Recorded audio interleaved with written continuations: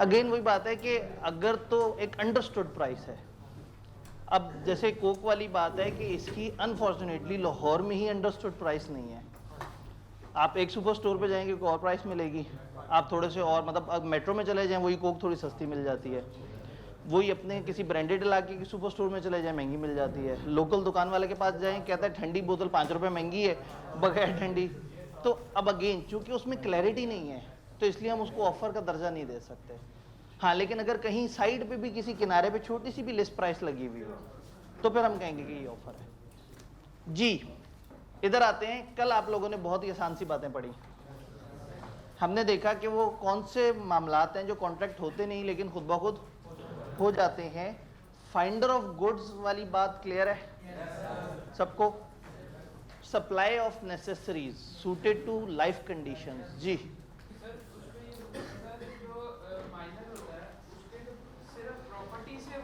Property से recover हो सकता है, माइनर से नहीं हो सकता, क्योंकि माइनर तो लीगली इस काबिल ही नहीं है कि वो इस तरह के अरेंजमेंट कर सके।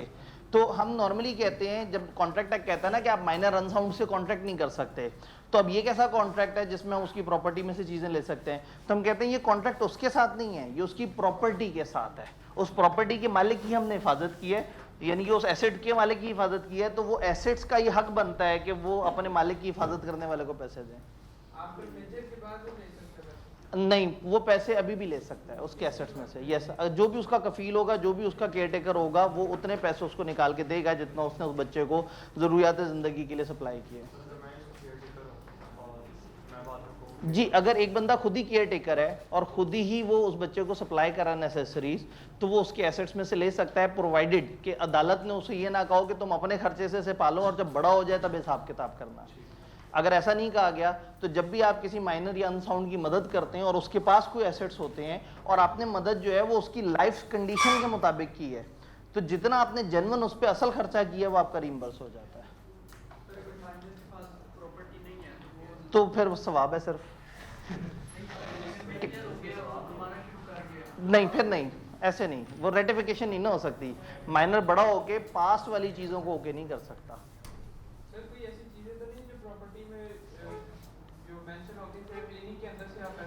नहीं, प्रॉपर्टी का मतलब है एसेट्स। अब अगेन जाहिर है अदालत ये देखेगी कि अगर खुला कैश पड़ा हुआ है और उसके बजाय बंदा कहेगा जी मैं एलईडी बेचूंगा और उसमें से पैसे निकालूंगा, तो वो गलत हो जाएगा। वो फिर अदालत के मसले होंगे कि वो उसको किस तरह से करे। इस वक्त हमारा जो कंसर्न है वो ये है कि अगर एक बंदे ने मदद की किसी ऐसे शख्स की जो incapable to enter into contract था, तो उसके एसेट्स में से जितनी उसने मदद की है वो उतनी रिइंबर्समेंट ले सकता है। ये वाला पॉइंट क्लियर था? फिर बाय मिस्टेक या अंडर कोर्शन अगर कोई पेमेंट हो जाए तो वो वापस करना फर्ज है। ये पॉइंट सबको क्लियर है? फिर हमने कहा था इंटरेस्टेड पर्सन अगर पेमेंट कर दे, एक ऐसा शख्स पेमेंट कर दे जो जिसका इंटरेस्ट था उस पेमेंट में, अगर वो पेमेंट कर दे तो उसका हक है कि जो असल बंदा था उससे वो रिकवर करे। ये बात क्लियर है सबको? Then finally non gratuitous act, एक बंदा जिसने लीगली कुछ आपके साथ काम किया, यानी कि वो अनलॉफुल हरकत नहीं हुई है, हुई लॉफुल हरकत है, लेकिन उसका इरादा नहीं था आपके साथ वो फेवर करने का। उसने वो फेवर इस नीयत से नहीं की कि वो वाकई फेवर करना चाह रहा था, अनजाने में उससे ये फेवर आपकी तरफ चली गई और आपने जानते बूझते कि उसका इरादा नहीं था, आपने वो फेवर एंजॉय भी कर ली। तो फिर रूल क्या है? वो उसको वापस किया जाए, रिस्टोर किया जाए, जो उसका आपने जितना भी कंज्यूम किया आप उसे वापस करें, पैसे की फॉर्म में, गुड्स की फॉर्म में, व्हाटएवर। कंप्लीट। इस वाले पॉइंट में कोई सवाल? जी जी अगर पेरिशेबल गुड्स हैं तो जाहिर है वो कंज्यूम हो गए, एक बंदे के पास आए उसने कंज्यूम कर लिए। अब जब कंज्यूम कर लिए तो फिर अब आप उसकी कंपनसेशन दें दूसरे बंदे को, क्योंकि पेरिशेबल उसके लिए भी पेरिशेबल था। जाहिर है पिज़्ज़ा अगर 2 दिन तक रखा रहे तो खराब हो सकता है। तो अगर हम साया ये कहे तुम्हारा पिज़्ज़ा आया था मैंने खराब होने से बचने के लिए खा लिया, तो मेरा वही सवाल कि साथ वाले घर तक पहुंचने में कितना टाइम लगता है? जिस अगर वो सोया हो तो खटका करके उसे उठा दे, ठीक है। जिसने पिज़्ज़ा मंगाया होता है ना वो सो नहीं रहा होता, ठीक है, वो मैच देख रहा होता है, वो दोस्तों के साथ बैठा हुआ होता है। तो अगर वो फिर भी सो रहा है तो मतलब फिर तो हक बनता है उसका कि उसके साथ जुल्म हो। जो कौमें सो रही होती हैं उनको नुकसान पहुंचा दिया जाता है। जी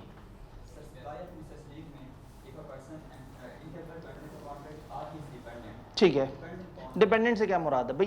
एक बंदा है, वो ज़हनी तवाज़ुन ठीक नहीं है, आपने उसकी मदद तो की, सो की, उसके बच्चे की मदद भी कर दी, उसका डिपेंडेंट, उस इनकेपेबल पर्सन का डिपेंडेंट। जी, कंपनसेशन टू फॉर्मर, वो मैंने कल बताया था, लेटर और फॉर्मर। लेटर कहते हैं जिसका बाद में जिक्र हुआ, फॉर्मर कहते हैं जो पहले। तो वो पीछे सेंटेंस इस तरह से चला आ रहा था कि उन्होंने बताने के लिए कि हम पहले किसका जिक्र कर रहे हैं, बाद में किसका जिक्र कर रहे हैं। जी जी जी, उस घर में रह रहे हैं और हमें उस घर से निकाल दिया जाएगा अगर हम पैसे नहीं देंगे तो। नहीं, फिर नहीं। अगर हम साए के घर नोटिस आता और उनको ये होता कि जी आपको घर से निकाल दिया जाएगा अगर आपने पेमेंट ना की, और हम जाके अल्लाह वास्ते पेमेंट कर देते या नेक नियति से या ग्रेटिशियस उसमें पेमेंट कर देते, फिर हम रिकवर नहीं कर सकते थे। एक ऐसी पेमेंट जिसके होने ना होने में हमारा इंटरेस्ट हो और हमारी नहीं किसी और की पेमेंट हो। अगर हम किसी और की पेमेंट इसलिए कर दें कि उसके होने ना होने से हमें भी फर्क पड़ता है, तो फिर अल्टीमेटली हम वो अमाउंट उसे रिकवर कर सकते हैं। जी, और इसमें इमोशंस नहीं, इसमें लीगल पॉइंट्स हैं कि ये नहीं कि दोस्त की पेमेंट होने से मुझे फर्क पड़ता था, मेरा दोस्त है बेचारा रो रहा होता, वो वाला फर्क नहीं पड़ना चाहिए। असल वाला फर्क, कोई कमर्शियल कोई फाइनेंशियल फर्क। All clear? छोटा सा मासूम सा क्यूट सा चैप्टर तो नहीं, चैप्टर ही ये हम लोगों ने कवर की। इसके साथ एक ऐसा चैप्टर जो कि तकरीबन आधा आपको पहले से आता है। मैं बहुत मुश्किल बात नहीं करने लगा। एक शख्स दूसरे को ऑफर ये देता है कि अगर जुम्मे वाले दिन बाजार खुला हुआ तो मैं तुम्हें माल सप्लाई कर दूंगा, ये कंडीशन है, तो ये ऑफर कब वैलिड होगी? अगर जुम्मे वाले दिन बाजार खुला हुआ, ना खुला हुआ, खत्म, चैप्टर खत्म। कंटिजेंट कॉन्ट्रैक्ट है ही यही, एक ऐसा कॉन्ट्रैक्ट जो किसी शर्त पे डिपेंडेंट है, एक ऐसा कॉन्ट्रैक्ट जो कॉन्ट्रैक्ट तब बनेगा जब वो शर्त वैलिड होगी, और अगर वो शर्त वैलिड ना हुई तो वो कॉन्ट्रैक्ट नहीं बन सकेगा।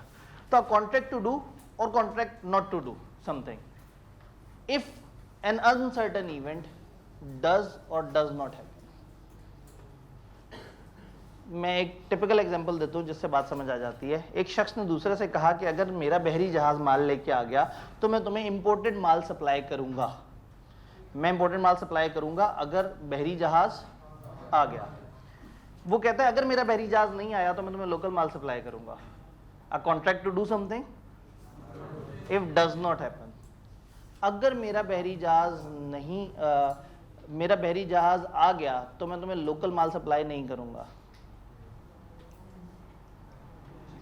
अगर मेरा बहरी जहाज नहीं आया तो मैं तुम्हें इंपोर्टेड माल सप्लाई नहीं करूंगा। टोन कुछ भी हो सकती है, मैं ये करूंगा या ये नहीं करूंगा, अगर वो हो गया या वो ना हुआ। बहुत मुश्किल बात तो नहीं की हमने। तो कंटिजेंट कॉन्ट्रैक्ट एक ऐसा कॉन्ट्रैक्ट है जो कि किसी चीज के होने या ना होने के ऊपर डिपेंडेंट होता है। अब मैं आपसे पूछता जाऊंगा और आपने बताते जाने, और मैं बाद में आपको इंग्लिश में दिखाऊंगा कि किताब ने उसको कैसे लिखा। एक शख्स कहता है कि अगर मेरा बहरी जहाज आ गया तो मैं तुम्हें इंपोर्टेड माल सप्लाई करूंगा। ये कॉन्ट्रैक्ट वैलिड किस दिन है? जब बहरी जहाज आ जाए। सोच के बताना, ये कॉन्ट्रैक्ट वॉइड किस दिन है? जब ना आए। कब? Reasonable time. जब टाइम नहीं डिफाइंड तो रीजनेबल टाइम। अब अगर टाइम नहीं डिफाइंड तो शायद कहीं रीजनेबल टाइम कुछ और और कहीं कुछ और। अच्छा, अगर बहरी जहाज डूब जाए तो कॉन्ट्रैक्ट खुद ही वॉइड। इसका मतलब है कि हमने कहा अगर मेरा बहरी जहाज आ गया तो मैं तुम्हें माल सप्लाई करूंगा। आ गया तो वैलिड, नहीं आया तो वॉइड। अब नहीं आया एक ही सी शर्त हो सकती है, डूब जाए। क्योंकि अगर नहीं आया और आपने टाइम नहीं डिफाइन किया तो फिर कब तक इंतजार करना है, ये एक सब्जेक्टिव बात हो जाएगी। चलें इसी में टाइम ऐड कर देते हैं। एक बंदे ने कहा अगर अगले 3 दिन में मेरा बहरी जहाज आ गया तो मैं तुम्हें इंपोर्टेड माल सप्लाई करूंगा। अब सोच के बताएं ये कॉन्ट्रैक्ट वैलिड कब होगा? अगर बहरी जहाज आ जाए और वो भी उन्हीं 3 दिनों में। ये वॉइड कब होगा? अगर 3 दिन गुजरने पे बहरी जहाज ना आए तो। और कोई ऑप्शन? नहीं, रीजनेबल टाइम तो खत्म हो गई ना कहानी, 3 दिन की शर्त नहीं, कम से कम नहीं, उसने क्या ही 3 दिन दिया ना, उसने कहा 3 दिन तक नहीं 3 दिन तक आ गया तो मैं तुम्हें सप्लाई कर दूंगा। तो ये कॉन्ट्रैक्ट वॉइड किस दिन हो जाएगा? जब 3 दिन गुजर जाए और जहाज ना आए, या उन्हीं 3 दिनों में किसी वक्त जहाज डूब जाए। हम बहुत मुश्किल बात नहीं कर रहे, इसको रिवर्स करते हैं।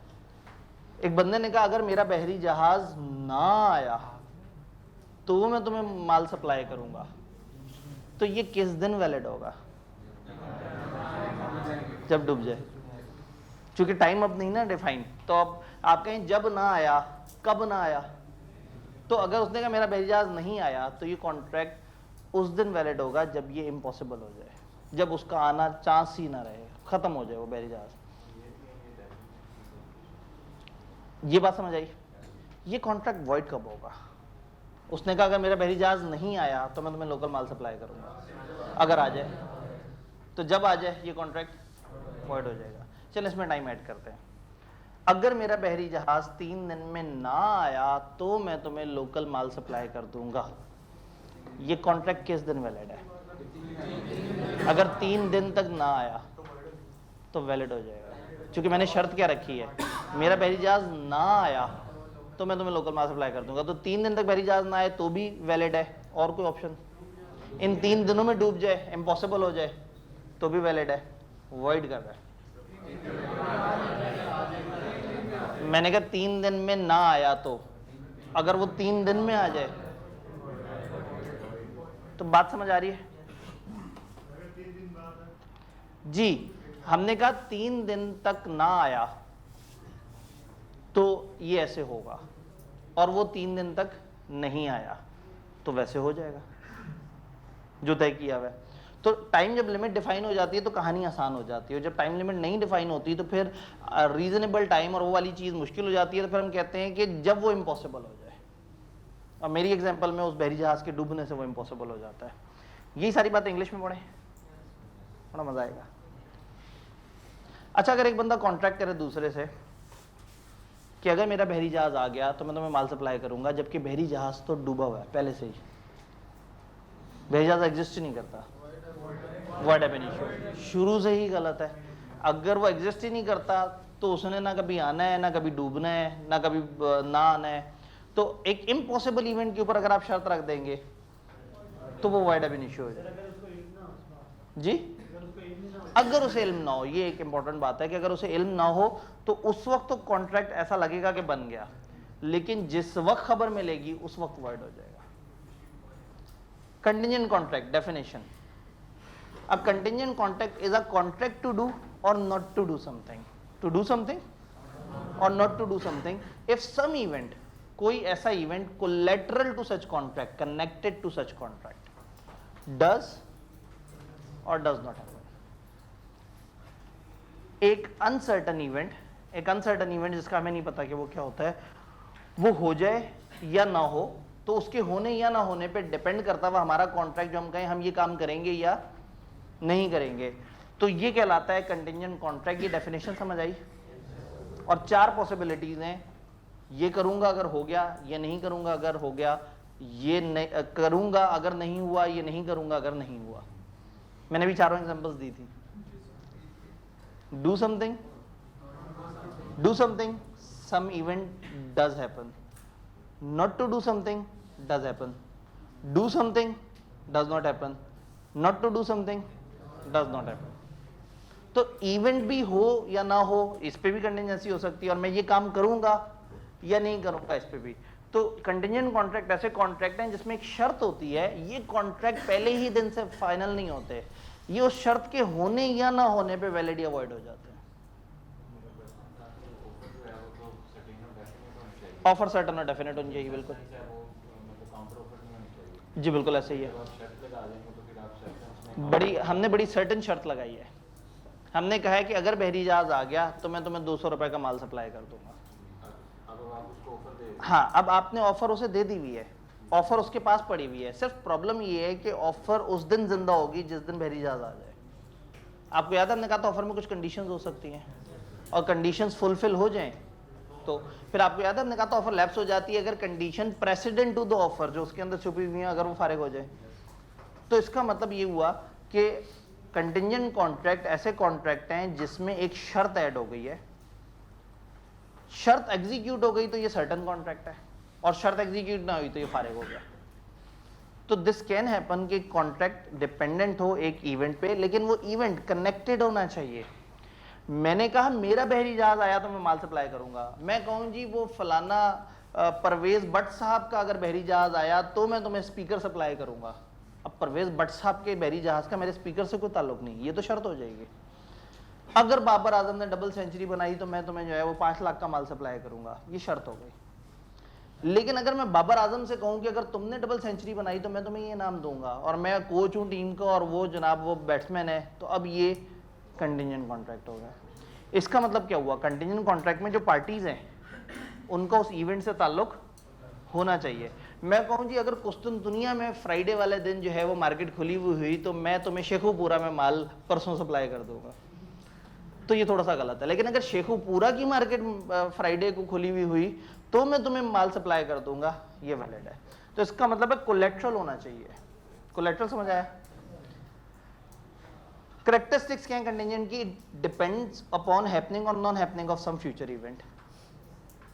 Event must be collateral to contract, event का उस कॉन्ट्रैक्ट से ताल्लुक होना चाहिए। इवेंट मस्ट बी अनसर्टेन, हमें पता ना हो कि वो होगा या नहीं होगा, मतलब उसका होना या ना होना डाउट में है, तो हमने शर्त रख दी कि अगर हो गया तो चल जाएगा, नहीं हुआ तो नहीं चलेगा। अब वो शर्तें देखते हैं जो आप लोगों ने बताई थी, याद है? कहेंगे कौन सी शर्तें बताई थी, आपने खुद ही बुलवाई थी। Happening of uncertain future event, time fix no, time fix yes, दो अलग अलग cases. Happening of uncertain future event, अगर मेरा बहरी जहाज आ गया तो मैं लोकल माल सप्लाई करूंगा, टाइम फिक्स नहीं है, तो कब एनफोर्सेबल होगा? जब बहरी जहाज आ जाए। और कब नॉट एनफोर्सेबल होगा? अगर वो इम्पॉसिबल हो। लाइन समझ आई? अगली लाइन पे आते हैं। अगर मेरा बहरी जहाज 3 दिन में आ गया, टाइम फिक्स है, तो ये किस दिन वैलिड होगा? अगर उस फिक्स टाइम में आ गया, और अगर वो टाइम एक्सपायर हो गया तो वॉइड हो जाएगा, या उस टाइम के बीच में वो इम्पॉसिबल हो गया। याद है सारी बातें? Non happening of uncertain future event, मेरा बहरी जहाज नहीं आया तो लोकल माल सप्लाई करूंगा, टाइम नहीं बताया, तो जब इम्पॉसिबल होगा तो वैलिड है, और अगर हो जाए तो वॉइड, क्योंकि मैंने कहा था अगर ना हो, अगर आ गया बहरी जहाज तो वॉइड हो जाएगा। मैंने कहा मेरा बहरी जहाज नहीं आया 3 दिन तक, टाइम डिफाइन कर दिया 3 दिन तक, तो 3 दिन तक नहीं आया तो वैलिड, या 3 दिन से पहले इम्पॉसिबल हो गया तो वैलिड। और वॉइड कब होगा? अगर आ गया 3 दिनों में आ गया। तो आप अगर गौर से देखें तो तकरीबन ये क्रॉस बनता है। इफ इवेंट हैपन यहां लिखा हुआ है, इफ इवेंट हैपन यहां लिखा हुआ है, इम्पॉसिबल इम्पॉसिबल, क्योंकि अगेन वही बात है, नो और यस से वो शर्तें उल्टी हो जाती हैं। तो क्या ये चारों शर्तें समझ आई? 5वीं शर्त, happening of impossible event, such agreement are void whether the impossibility of event is known और not to the parties to the agreement at the time when it is made. आपने कॉन्ट्रैक्ट किया, आपको पता नहीं था, बहरी जहाज डूबा हुआ था, जब पता लगेगा कि वो डूबा हुआ था तो हम कहेंगे यार ये तो था ही गलत, ये एग्रीमेंट ही गलत बना था। अगर एक एग्रीमेंट कंटिंजेंट हो एक ऐसे इवेंट पे जो है ही इम्पॉसिबल, चाहे पार्टी को इम्पॉसिबिलिटी का पता है या नहीं पता, वो कॉन्ट्रैक्ट क्या होगा? वॉइड। बात समझ आ रही है? बड़ा मजे का छोटा सा चैप्टर है और छोटी टेक्निकल सी डिस्कशन है, लेकिन उन लोगों के लिए जिनको समझ ना आती हो। आप लोग तो समझते जा रहे हैं। अच्छा, ये जो मैंने कहा शर्त, एक शर्त और एक कंटिंजेंट कॉन्ट्रैक्ट, क्या फर्क है? कंटिंजेंट कॉन्ट्रैक्ट में कनेक्शन होना चाहिए और वहां पे कनेक्शन होना जरूरी है। जैसे मैंने कहा कि जी अगर वो वाला बैट्समैन सेंचुरी करेगा तो मैं ये वाला काम करूंगा। अगर बंदरगाह पे 2 बंदे बैठ के कह रहे हो कि जी कल अगर आब्दी साहब का बहरी जहाज आया तो मैं तुम्हें 2 लाख का माल सप्लाई करूंगा, तो वो शर्त है। लेकिन अगर आब्दी साहब का एजेंट ये कह रहा होगा कि अगर आब्दी साहब का बहरी जहाज आया तो मैं उसमें से तुम्हें माल सप्लाई करूंगा, तो ये बात समझ आ रही है? ये बड़ी इंपॉर्टेंट बात है कि वेजर में यानी कि शर्त में उस इवेंट का कनेक्शन जरूरी नहीं है, लेकिन कंटिंजेंट कॉन्ट्रैक्ट में उन पार्टीज का उस इवेंट से ताल्लुक है। वेजर में सिर्फ इतना ताल्लुक है कि जीतने या हारने पे रकम लगी होती है, अदरवाइज उस इवेंट से उन पार्टीज का कोई ताल्लुक नहीं। अच्छा, फिर ये जो शर्त है ये वन साइडेड भी होती है। एक बंदा अचानक से जोश में आके कह देता है कि कल अगर इसने सेंचुरी ना मनाई तो मैं तुम्हें 1000 रुपया दे दूंगा, जबकि दूसरे ने कुछ बोला ही नहीं होता अभी।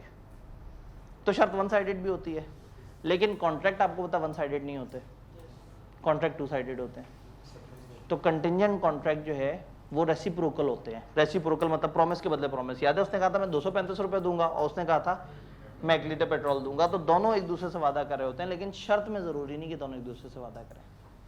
तो शर्त वॉइड है और कंटिंजेंट कॉन्ट्रैक्ट अलाउड है। बातें समझ आ रही हैं? किताब ने एक जगह डिफरेंसेस बताने की कोशिश की है हमें। पहला डिफरेंस वो वैलिड है, ये वॉइड है। वाह, बड़ा डिफरेंस बताया। ये तो एंड रिजल्ट बताना था जी। एक मिनट, आते हैं। Interest of parties, contingent parties have real interest in occurrence और non occurrence of the event. Event के होने या ना होने में पार्टीज का रियल इंटरेस्ट, असल में इंटरेस्ट है। और यहाँ parties are not interested in occurrence और non occurrence of the event, सिवाय इसके कि विनिंग और लूजिंग द अमाउंट। और कोई वो नहीं होता इंटरेस्ट, सिर्फ पैसे लगे हुए होते हैं। जबकि कंटिंजेंट में बहरी जहाज का आना या ना आना उन लोगों के लिए इंपॉर्टेंट था। Reciprocal promise, it consist of reciprocal promise, promise के बदले प्रॉमिस। एक मैं इतने पैसे दूंगा, मैं ये काम करूंगा। तो यहाँ टू साइडेड प्रॉमिस है। रेसिप्रोकल, रेसिप्रोकल होता है एक चीज के बदले दूसरी चीज। और इट मे और may not consist of reciprocal promise. ये बात समझ आई? देन कंटिंजेंट कॉन्ट्रैक्ट में future uncertain event is merely collateral. सिर्फ एक शर्त होती है, सिर्फ कनेक्टेड होता है। यानी ऐसा हो सकता है कि मैं एक बंदे से कहूं कि मैं तुम्हें ये सप्लाई करूंगा, ये माल सप्लाई करूंगा, वो काम करूंगा, वो काम करूंगा, और अगर बहरी जहाज भी आ गया तो ये माल भी सप्लाई कर दूंगा। यानी एक बड़े कॉन्ट्रैक्ट का एक छोटा सा हिस्सा हो सकता है कंटिंजेंट कॉन्ट्रैक्ट, वो शर्त।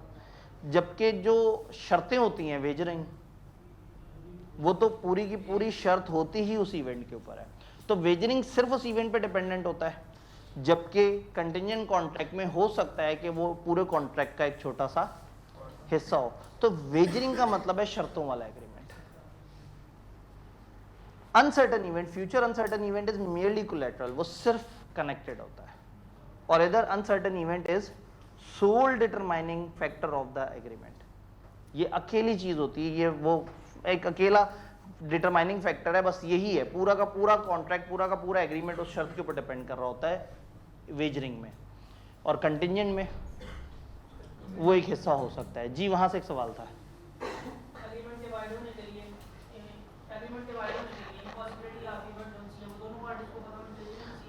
अगर किसी एक को नहीं पता, इवन दोनों को ही नहीं पता पॉसिबिलिटी ऑफ इवेंट, तो भी वो है तो वॉइड, बस हमें नहीं पता। जब सामने आएगा तो हम मान लेंगे कि ये तो शुरू से ही वॉइड था। हाँ, अगर एक को पता है और उसने दूसरे से छुपाया है तो फिर वो फ्रॉड की कंडीशन में आ जाएगा। इससे आगे चैप्टर 4 में हम देख रहे होंगे कि फ्रॉड अगर कोई पार्टी करती है तो फिर मजलूम के पास वॉइडेबल ऑप्शन आ जाता है, याद है? तो वो फिर वॉइडेबल ऑप्शन से चाहेगा तो उसे उड़ा के फेंक देगा, चाहे तो वो उसको एग्जीक्यूट कर ले। पॉइंट तीसरा वाला, अनसर्टेन इवेंट। कंटिंजेंट कॉन्ट्रैक्ट में अनसर्टेन इवेंट सिर्फ एक शर्त है, सिर्फ एक, वन ऑफ द पॉइंट। जबकि वेजरिंग सारा का सारा ही उस शर्त पे डिपेंड कर रहा है। सोल, सोल का मतलब होता है अकेला, डिटरमाइनिंग, तय करने वाला फैक्टर। यानी कि शर्तों में अनसर्टेन इवेंट ही वाहिद वो चीज है जो फैसला कर रही है, मतलब बस वही है, वो पूरा का पूरा एग्रीमेंट डिपेंड ही शर्त पे कर रहा है। जबकि कंटिंजेंट कॉन्ट्रैक्ट में वो सिर्फ एक कंडीशन है, एक बड़े कॉन्ट्रैक्ट की एक छोटी सी कंडीशन। क्या ये बात समझ आ रही है? ये जितना आसान था उतना हमने समझ लिया। अब इस चैप्टर में एक आखिरी लाइन है और वो ट्रिकी लाइन है। तैयार है? काम समझ आ रहा है? चैप्टर मैंने वैसे गलती से कह दिया, इस चैप्टर ही के अंदर देखे ना बेचारे, उसने कंटिंजेंट कॉन्ट्रैक्ट को डिफाइन किया, 6 शर्तें बताई और दोनों का फर्क बताया और कहानी खत्म हो गई। 6 में से हमने 5 शर्तें पढ़ी हैं। एक छठी शर्त यहाँ नीचे लिखी हुई थी जिसमें अंग्रेजी भी जरा ज्यादा लिखी हुई है। इस शर्त की तरफ आते हैं, पहले भाई की बात। सर ये वेजिंग एग्रीमेंट में लिखा हुआ है it is void and illegal, ठीक है, ये कभी लीगल हो सकता नहीं, कभी नहीं होता। ये एक सूरत में लीगल हो सकता है, जब मैं चैप्टर 4 में आपको एक एक्सेप्शन बताऊंगा, याद रखना चाहें तो याद रख लें। बरसगीर पाको हिंद में अगर घोड़े की रेस पे शर्त लगाई जाए और वो शर्त 500 रुपये से ऊपर की हो और वो शर्त जीतने वाले घोड़े के मालिक को मिले तो वो अलाउड है। ये खास एक्सेप्शन है, ये जरूरत पड़ने में मैं एक्सेप्शन पूरी आपको समझाऊंगा जी। तो वेजरिंग जो है वो आज की डेट तक हमेशा वॉइड है, शर्त हमेशा गलत होगी। अब बात करते हैं वो स्पेशल केस। अगर कॉन्ट्रैक्ट, अभी तो मैंने कहा बहरी जहाज आ गया, फलाना हो गया, फलाना हो गया, कभी कभी कॉन्ट्रैक्ट कंटिजेंट होता है किसी बंदे के किसी एक्शन पे। मैं कहता हूं अगर फलाना ने ऐसे कर दिया, कभी कभी कॉन्ट्रैक्ट कंटिजेंट किसी ऑब्जेक्ट पे नहीं होता, किसी इवेंट पे नहीं होता, किसी इंसान के एक्शन पे होता है। तो ये कॉन्ट्रैक्ट किस दिन वैलिड होगा? जब वो एक्शन कर ले। और ये किस दिन वॉइड होगा? अगर मैं कहूं कि अगर असलम ने सायरा से शादी की तो मैं उनको एक अंगूठी गिफ्ट करूंगा, शायद असलम मेरा बेटा हो, कंटिजेंट कनेक्शन भी तो होना चाहिए ना, वरना तो शर्त बन जाए। ठीक है, तो अगर असलम ने सायरा से शादी की तो उसे अंगूठी गिफ्ट मिलेगी, वरना उसे नहीं मिलेगी। तो अब असलम ऐसा क्या करे कि उसे अंगूठी गिफ्ट मिले? सायरा से शादी। और असलम ऐसा क्या करे जिससे अंगूठी गिफ्ट ना मिले? सायरा से शादी ना। अब कब तक नहीं याद है? अब वो बहरी जहाज भी कब तक इंतजार करता है? हमने कहा अगर डूब गया तो इंतजार खत्म। तो असलम ऐसा क्या करे कि इंतजार खत्म हो जाए? असलम मायरा से शादी करे सायरा के बजाय। बात समझ आई? मैंने एक शर्त रखी कि अगर असलम ऐसा करे, असलम अगर वैसा करे तो कॉन्ट्रैक्ट वैलिड, और असलम कुछ ऐसा करे जिसके बाद वो वैसा ना कर सके। ये आपको सुन के मजे का लग रहा है, लिखा हुआ ऐसे ही है। अगर असलम ऐसा करे जैसा कॉन्ट्रैक्ट में डिफाइंड है तो कॉन्ट्रैक्ट वैलिड, और असलम अगर वैसा करे जिसके बाद वो ऐसा ना कर सके तो अगर असलम ने किसी और से शादी कर ली तो हम समझेंगे इम्पॉसिबल हो गया, हम आगे की नहीं सोचेंगे। हो सकता है उस शादी में बाद में तलाक हो, फिर दोबारा से उसका शादी का मूड बने और अब वो सायरा से शादी करे और कहे मेरी अंगूठी। तो अगर उसने कुछ ऐसी हरकत की विच रेंडर्स इट इम्पॉसिबल, जिसके बाद ऐसा लगे कि बस अभी इम्पॉसिबल हो गया है, चाहे बाद में वो घूम के काम डिफरेंट हो जाए। एक डिफरेंट एग्जांपल चलेंगे, ये जरा शादी वाली एग्जांपल है, मैंने कि ये पहले दे देता हूँ, ये जरा जल्दी समझ आ जाती है बच्चों को। एक बाप ने अपने बेटे से पूछा इतने उदास क्यों बैठे हो? बेटे ने कहा जी वो मेरे सारे दोस्तों के पास उनके अब्बे की तरफ से दिया हुआ 5-5 मरले का प्लॉट है, मेरा अब्बा मुझे 5 मरले का प्लॉट नहीं देता, मैं बड़ा उदास हूँ। तो बाप ने कहा बेटा ये मेरे साथ भी ऐसे ही हो रहा है, तुम्हारे दादा ने अभी तक मुझे वो 5 मरले का प्लॉट नहीं दिया। चलो एक काम करते हैं, अगर तुम्हारे दादा ने मुझे 5 मरले का प्लॉट दे दिया तो मैं तुम्हें 5 मरले का प्लॉट दे दूंगा। कॉन्ट्रैक्ट कंटिजेंट ऑन एक बंदे का एक्शन। अब अगर दादा ऐसा करे, ऐसा कैसा, इसको प्लॉट दे दे तो कॉन्ट्रैक्ट वैलिड हो जाएगा। और दादा कुछ ऐसा करे जिसके बाद वैसा ना कर सके, वो किसी और बेटे को गिफ्ट कर दे या किसी और को गिफ्ट कर दे तो वॉइड हो जाएगा। और आप इग्नोर कर देंगे फर्दर कंटिजेंसी कि अगर किसी और को गिफ्ट किया उसने दोबारा से लाके दादा को दे दी और दादा ने फिर से इसको, अब हम इतना दूर तक नहीं जाएंगे। अगर दादा डज एनीथिंग जिसके बाद वो अब वो काम ना कर सके जो कॉन्ट्रैक्ट में डिपेंडेंट है, तो ये है हमारा सबसे टेक्निकल रूल जिसकी इंग्लिश आपको एग्जांपल समझ आई है। इंग्लिश पढ़ते हैं। If the future event is the way in which a person will act at an unspecified time, अगर फ्यूचर इवेंट वो है कि ये बंदा अगर ऐसा करेगा, the event shall be considered to become impossible, event impossible मान लिया जाएगा, वॉइड मान लिया जाएगा। कब? When such person does anything, जब वो बंदा कुछ वैसा करे which renders it impossible, जो इस चीज को impossible बना दे, that he should so act, कि वो ऐसा करेगा। जब वो बंदा वैसा करे जिसके बाद वो ऐसा ना कर सके तो वो void हो जाएगा, impossible हो जाएगा।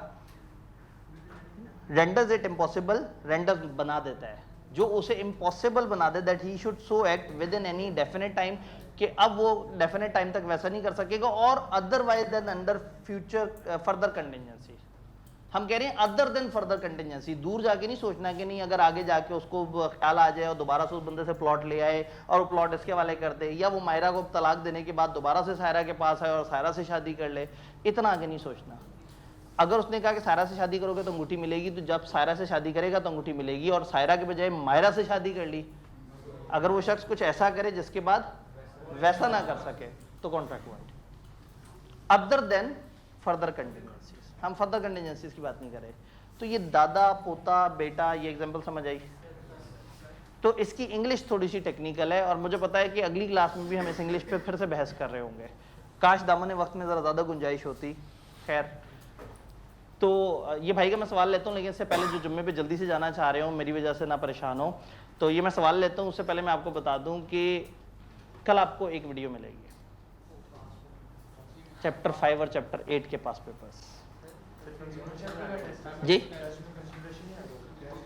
टेस्ट में भाई ने क्या कंसिडरेशन नहीं आएगा, डाल लेते हैं, कितना प्यारा टॉपिक है, इतना सा तो टेबल है। कंसिडरेशन एक काम करते हैं, ऊपर वाली लाइनें उड़ा देते हैं, नीचे वाला जो टेबल है वो शामिल कर लेते हैं, है ना मजेदार। असल में ये सब मिला के भी 2.25 सफ़े बनते हैं।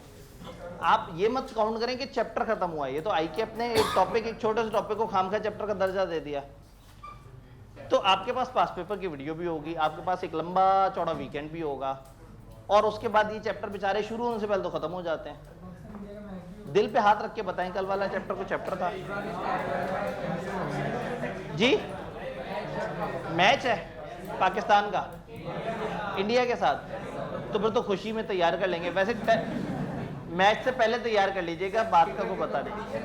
ठीक है, ये सबके लिए अनाउंसमेंट थी। वो भाई का जो सवाल मेरी तरफ से छुट्टी हो गई, आप लोग जल्दी से चले जाएं। जी, आपका क्या सवाल था?